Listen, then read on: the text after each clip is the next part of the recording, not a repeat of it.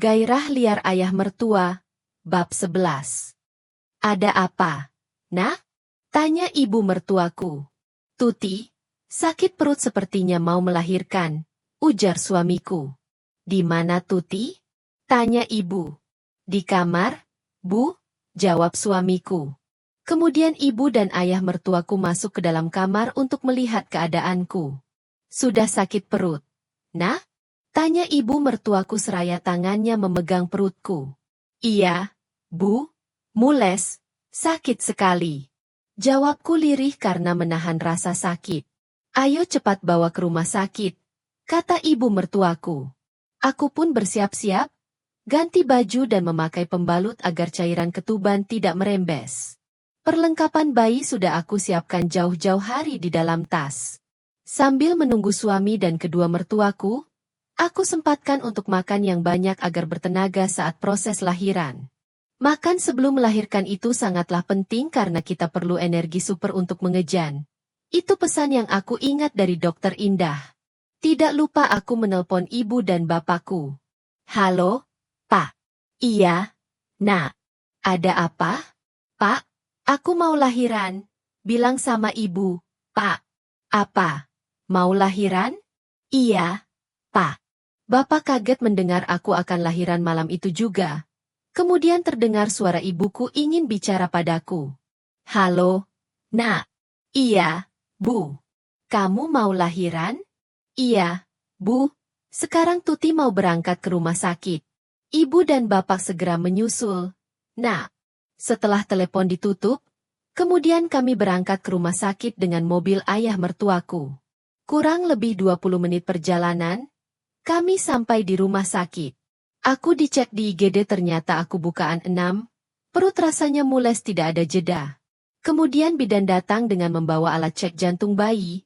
Perutku semakin kontraksi saat aku tidur miring. Aku teriak-teriak kencang sekali.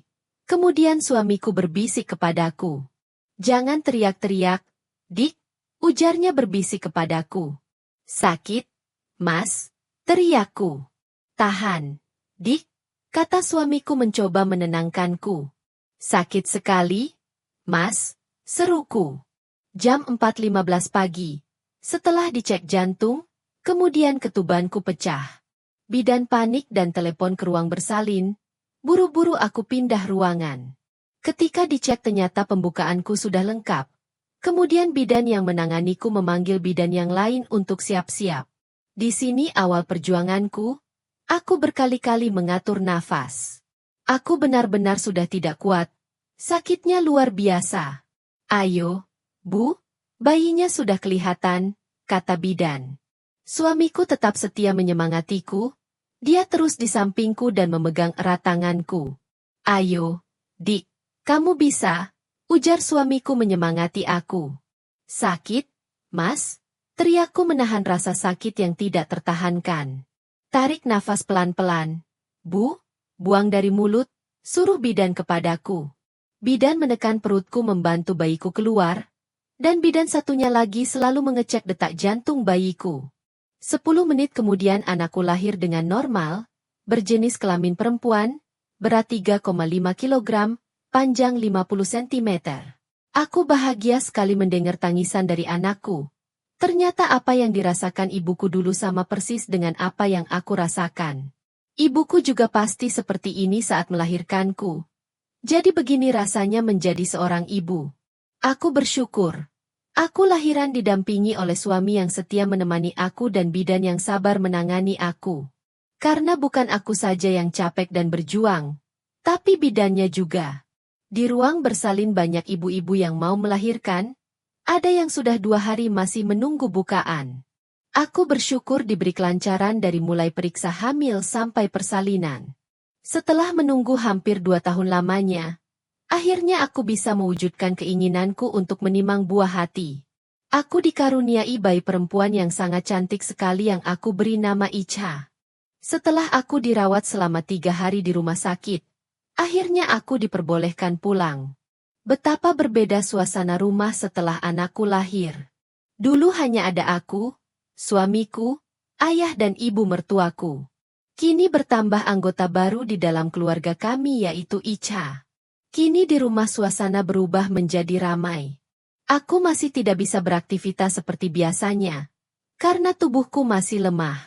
Jadi untuk sementara, ibu mertuaku yang menggantikan aku. Sedangkan ayah mertuaku menjaga toko dan suamiku tetap bekerja. Aku perlu banyak menyesuaikan diri, harus pintar membagi waktu untuk buah hati. Di rumah, kami masih bingung mengurus Ica. Maklumlah, orang tua pemula masih amatiran. Untung saja ibu mertuaku senantiasa membantu merawat Ica, karena aku masih masa penyembuhan. Sepertinya ibu mertuaku tidak rela melihatku terlalu banyak melakukan aktivitas, termasuk memandikan buah hatiku. Aku takut dan khawatir untuk memandikan Ica. Kami berdiskusi dengan suami dan mertua, akhirnya kami memutuskan membayar orang untuk memandikan buah hati kami. Bu, Tuti takut mau mandikan Ica. Ibu saja ya yang mandikan, pintaku kepada ibu mertuaku. Ibu juga tidak begitu paham kalau mandikan bayi yang baru lahir. Nah, kalau ibu dulu bayar orang untuk mandikan Sugeng, jawab ibu mertuaku. Bayar saja, Bun. Jangan dipaksa kalau tidak bisa, kata ayah. Iya, ya. Bunda juga takut, jawab ibu mertuaku. Tulang bayi itu masih lembek, jadi butuh kehati-hatian tingkat tinggi dalam memandikannya, jelas ayah mertuaku. Iya, suruh Mbok Marni saja, yah, ujar ibu mertuaku. Keahlian dan pengalaman menjadi prioritas kami dalam memilih orang, dan Mbok Marni adalah orang yang tepat. Mbok Marni berumur 70 tahun. Ia orang yang memandikan dan merawat Mas Sugeng waktu masih bayi. Mbok Marni punya pengalaman mengurus bayi dari mulai memandikan sampai mengurut bayi. Tidak heran, bila rumahnya sering didatangi orang yang ingin mengurut bayi mereka. Karena rumah kami tidak begitu jauh dengan rumah Mbok Marni, jadi kami mengundangnya agar datang ke rumah. Setiap pagi dan sore buah hati kami pun dimandikan oleh Mbok Marni. Sebelum tali pusar lepas secara alami, maka selama itu Mbok Marni memandikan Ica. Setiap Mbok Marni memandikan Ica, aku selalu memperhatikannya. Dengan telaten dan begitu hati-hati, Mbok Marni membasuh setiap bagian tubuh Ica. Memandikan bayi yang masih muda harus ekstra hati-hati, sampai-sampai mertua saja tidak berani. Sambil menunggu tali pusarnya lepas, ASIku juga sedikit sekali keluarnya. Mungkin karena anak pertama. Di pagi hari yang cerah, saat itu jam menunjukkan pukul 8 pagi. Pada waktu itu suamiku sudah berangkat kerja, sedangkan aku sibuk menyusui Ica di dalam kamar. Kemudian ayah mertuaku masuk ke dalam kamarku. Bagaimana? Keluar ASInya? Tanya ayah mertuaku kepadaku. Keluar sedikit. Yah, jawabku melihat ke arah ayah. Ayah bantu ya? Ujar ayah sambil tersenyum. Apa sih? Yah, cetusku. Kemudian ayah duduk di sampingku, mengelus rambut Ica, kemudian berbisik kepadaku. Ayah pengin. Say, bisik ayah di dekat telingaku. Belum boleh. Yah, kataku sambil mendorong tubuh ayah yang mulai mendekat ke arahku. Sampai kapan? Tanya ayah seraya menatapku. Paling lama 2 bulan. Yah, jawabku memandangi wajah ayah mertuaku. Lama sekali, ujar ayah sedikit kecewa. Sabar, jawabku. Saat aku mengobrol dengan ayah mertuaku di dalam kamar, tiba-tiba ibu mertuaku berdiri di depan pintu kamarku. Ayah mau ngapain? Tanya ibu mertuaku yang melihat ayah berdekatan denganku. Mau cium cucu ayah, Bun. Jawab ayah sembari melihat ke arah ibu mertuaku yang berdiri di depan pintu kamar. Jangan diganggu kalau Ica tidur, yah, kata ibu mertuaku dengan ketus. Iya, Bun, jawab ayah lirih. Kemudian ayah beranjak dari tempat tidur dan pergi ke halaman belakang. Nak Tuti, Mbok Marni sudah datang. Waktunya Ica mandi, ujar ibu mertuaku. Iya, Bu, ujarku dan bergegas membawa Ica ke Mbok Marni. Kemudian Ica dimandikan dengan hati-hati oleh Mbok Marni. Aku yang memperhatikan sedikit khawatir, takut Ica tergelincir atau lepas dari gendongan Mbok Marni. Tapi Embok Marni sangat berpengalaman. Di usianya yang tidak muda lagi Embok Marni sangat cekatan memandikan Ica. Dalam gendongan Embok Marni, Ica tampak menikmati aktivitas mandinya. Tidak menangis atau mengeluh, justru terlihat sangat senang dimandikan dalam sebuah bak yang berisi air hangat. Setelah dimandikan, Ica langsung dikenakan pakaian yang membuatnya hangat, yang sebelumnya pusarnya diperban kembali. Pada malam harinya, jam menunjukkan pukul 20.30, kebetulan di luar hujan lebat sekali. Kemudian suamiku meminta izin untuk pergi ke kafe langganannya. "Dik, aku ke kafe dulu ya," ujar suamiku. Saat itu aku lagi tidur bersama Ica. "Hujan, Mas," sahutku. "Aku pakai mobil ayah," kata suamiku. "Kenapa kalau libur dulu ke kafenya, Mas? Menemani anak kita saja di sini." Pintaku mencoba menahan suamiku untuk tidak pergi. Tapi suamiku bersikeras ingin tetap pergi walaupun aku sudah mencoba melarangnya.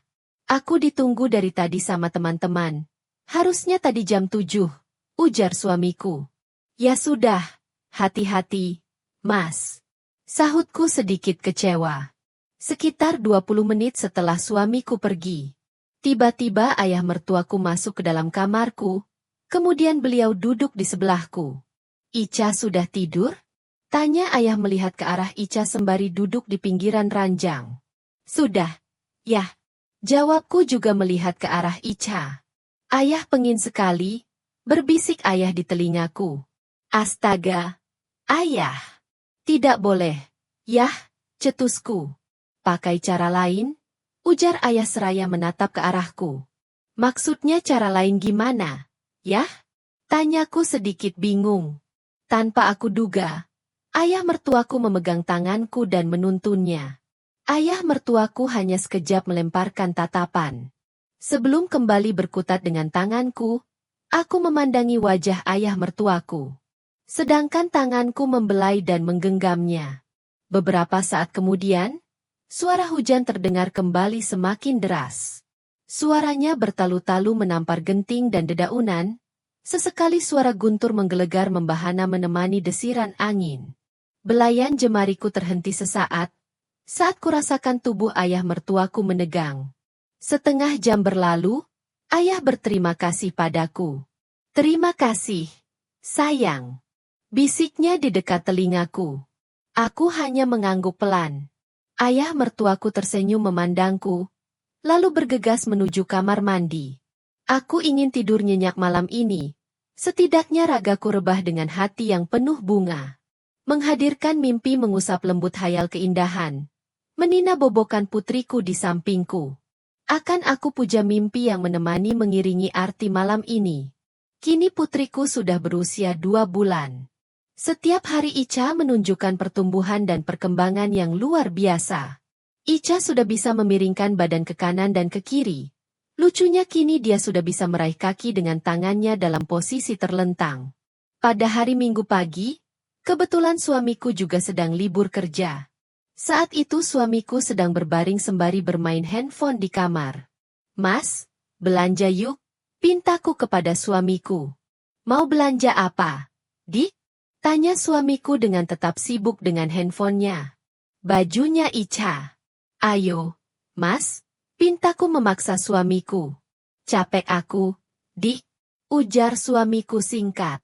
"Capek dari mana kamu, Mas?" ujarku heran. "Pengin istirahat aku," cetusnya. "Aku jalan sendiri ya," ujarku sedikit mengancam. "Ya, terserah," kata suamiku. Aku yang sedikit kesal, keluar dari kamar. Kemudian aku melihat ayah mertuaku yang lagi duduk santai di halaman belakang memandangi bunganya. Lalu aku menghampirinya. "Ayah?" panggilku sembari mendekat ke arahnya. "Iya, Nak?" sahut ayah seraya menoleh ke arahku. "Ayah mau ngantar Tuti?" tanyaku sambil tersenyum. "Kemana, Nak?" tanya ayah melihat ke arahku.